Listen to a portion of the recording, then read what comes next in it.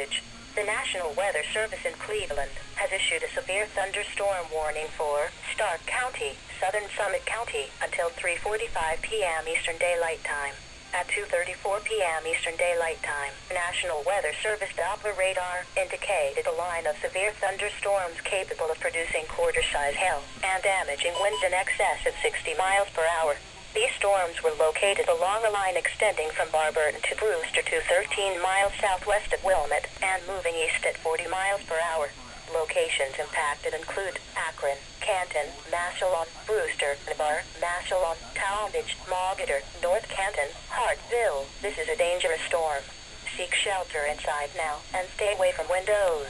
Please report hail and strong winds to the National Weather Service by calling toll-free 877-633-6772 when you can do so safely.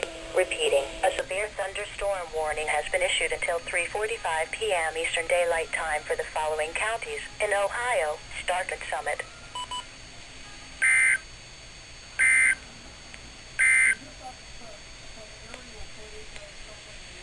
This is NOAA Weather Radio.